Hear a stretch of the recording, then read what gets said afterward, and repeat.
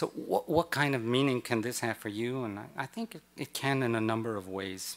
I think, first of all, change has to be a conscious choice. You have to decide that. You have to decide you can do it, and you will do it. Secondly, recognize that change is not going to be easy. John Maynard Keynes wrote, and I quote, "The biggest problem is not to let people accept new ideas, but to let them forget old ones." In institutions, that's particularly difficult. Thirdly, ignore the naysayers. Come April 1st, the name of the game is changing. The funding formula is going to give you a remarkable opportunity. Seize it. Fourthly, understand that what you do best, what you do superbly, is create. The technical skills can be acquired or be brought on board. It's the imaginative vision that you bring to bear every day that is priceless and transferable.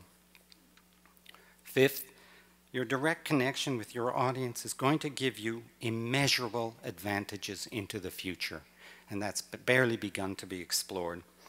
And finally, you have another advantage that big institutions don't have, which is you can be more nimble.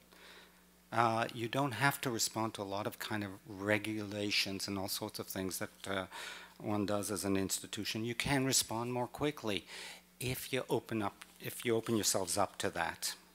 And this is not to minimize the difficulties. It's not to minimize the fact that, yes, you can get to a place where you'll be able to kind of earn a living at this and be able to kind of connect with the world doing this and with Canada. But there's a transition period, and funding that transition period is a conundrum. And how do you kind of manage to keep companies going as you're trying to adapt? And I don't have an answer for you. Maybe in June at Banff we'll have some ideas. And there's one final thing I'd like to add, and this addresses some of the identity questions that Adam was referring to, but in a somewhat different perspective, and something I think a lot about. We are entering into a post-nation-state world where the traditional idea of nation based on a particular identity is being displaced. But not simply because of the net. And we in Canada are at the forefront of that because of demographics and the remarkable diversity of the country, even if we don't fully see it in this room here. It is the rolling thunder that is going to transform who we are as profoundly as the digital revolution, and in fact, aided by it. And one of the principal and essential ways in which we will reconstruct the idea of a nation based not on ethnicity, but on common democratic civic values is through culture. It is the means of reimagining ourselves. It's the way in which we can learn to talk, to understand, and enter into the very disparate worlds that are increasingly making up this country.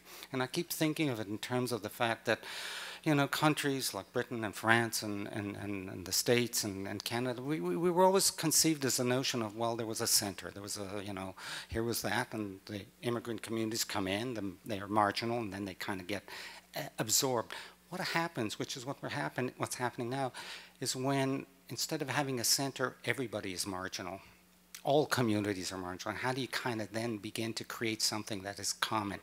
And that's the challenge. And I think what we do and what you do, the work that goes on here, and this is the kind of cultural reference points, but it goes broader than that. And I think it actually impacts on all of us. It's not simply the high-level work. I think in the way we present lifestyle programming, for example, the docs, the drama, the interactive, all of that stuff is creating an ongoing sense of who we are. It's not a fixed sense. It's never going to be fixed. It's also going to be subject to continual change. And more importantly, it's creating the possibility of what we can become. And in the life of a nation, there can be nothing more important. Thank you.